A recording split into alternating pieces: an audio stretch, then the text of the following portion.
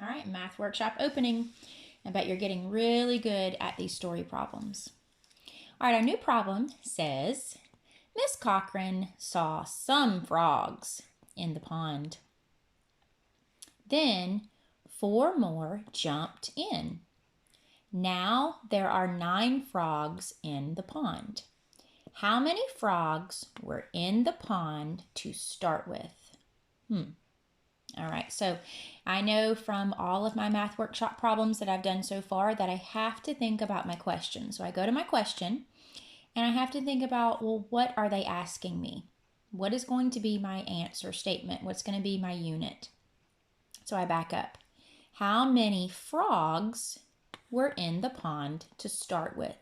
So you guessed it, I'm talking about frogs. So I circle it and I write it. So, frogs. Talking about frogs. But as we have been saying throughout the week, we're getting first grade ready because we're getting towards the end of the year and we want to be able to turn this into an answer statement. So instead of a question, we want to answer that.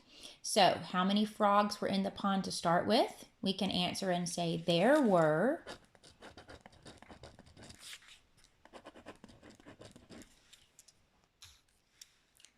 because we don't know, frogs.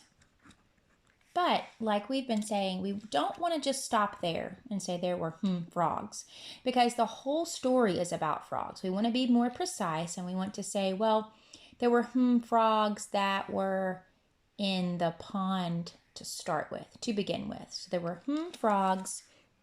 We can just shorten that and say there first. There were frogs there first. Okay? All right, so the next thing I need to do is I need to read that problem again. I need to think of it like a story. So I'm going to reread it. Miss Cochran saw some frogs in the pond. So I'm going to represent that, and I'm going to put a box here. There's the some frogs, but wait a minute, I don't have a number to put in. So I know I can put a question mark because I don't know how many frogs were in the pond. So I want to label this. So I'm going to say these were the frogs in the pond. I'm going to put a P for pond. Okay. Then I'm going to continue with my story. Then 4 more jumped in.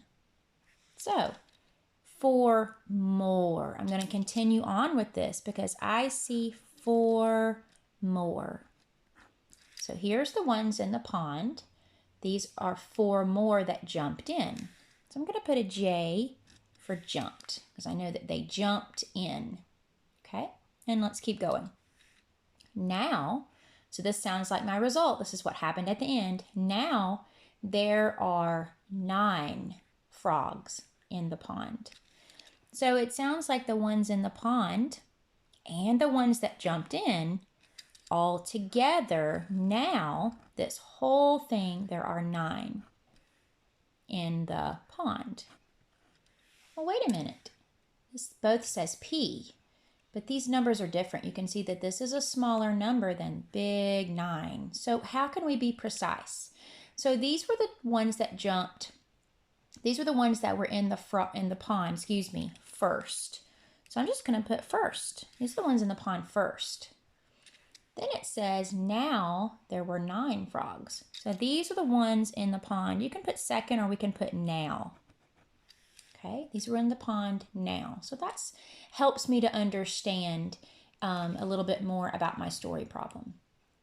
All right, so as I'm looking at this, I know that these are both parts, so I can label these as parts, and this is a whole.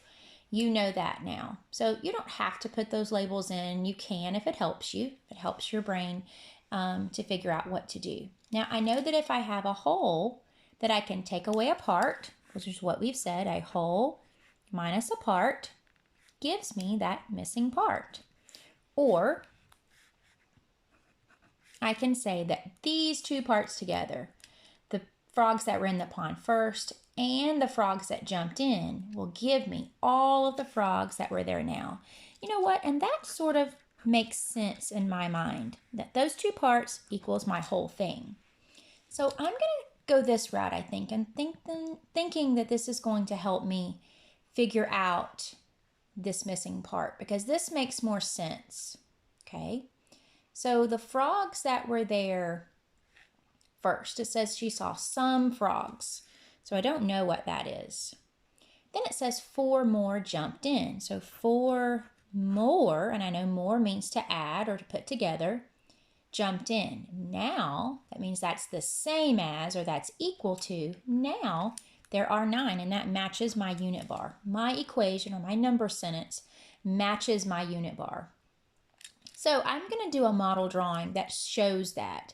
So some were in the pond. I don't know that. So I can put this number in my head, the 4 more that jumped in. I can put that in my head, just like when we used to do our in and our out number. We would put that number in our head and we would count on. 4, count on. But I have to represent 4. So I'm going to go ahead and I'm going to show the 4 that jumped in. So 1, 2, 3, 4. That's the 4 that jumped in. It's right there. It says J for jumped. So 4 more jumped in. Now there are 9. Now, does that mean I'm going to draw a 9? That means that I'm going to put 4 in my head, like I said, and I'm going to stop at 9 because now there are 9. That's where I stop. That's my whole. Nothing is greater than my whole right here, and I can see that. So put 4 in your head. 4. Now, I'm going to show a different part. So I'm going to show a closed-in circle. 4, 5, 6, 7, 8, 9. Now, my model drawing looks pretty good, but what is my answer? Because I can clearly see that I've got an open circle and I've got closed-in circles. Those are 2 parts. I can clearly see my whole is 9. But what the trick has to be is, do I know what I'm looking for? Okay, so let's go back to our unit. There were frogs there first. So I know 9 is my whole thing. 9 is the frogs that are in the pond now. 4 jumped in. So there's the 4 that jumped in. How many were there first? So it has to be these that are closed in circles. We can see how many were there first. So I have 1, 2, 3, 4, 5. And as a lot of you can see, this was nothing more than a combination of 9. It's a combination of 9. But I need to have a second strategy just to make sure that my answer is correct. So I've done a model drawing. Let's see, what should I do next? I think I'm going to show a number bond. Okay, so my number bond tells me that one of my parts I do not know. The other part is 4. That was the frogs that jumped in. Number 4 that jumped in. And I can show my number bond any way I want to. If I want to show it this way with my 2 parts and then my whole over here, or I can do it at the bottom. But I know both of those, the part of the frogs that were in the pond first and the ones that jumped in, all give me how many frogs are there now. And it tells me that my greatest number is my whole. So there were 9 there now. So let's see. I know 4 and something else gives me 9. So I'm going to put 4 where? You guessed it, in my head. And I'm going to count on 4. And I can draw my dots. 5, 6, 7, 8, 9. So I know that 4 and 5 give me 9 because I stopped at my whole 4 and I counted on. So there's another strategy that showed me that 5 was indeed the frogs that were there first. All right, I can't wait to see how you solved your problem. And if you thought that this was easier, then I want to see that maybe you did a whole minus a part equals a part. I chose this time to show a part plus a part equals a whole because I know that either way I do it, I should come up with the same answer. However, my mind, it works easier for me.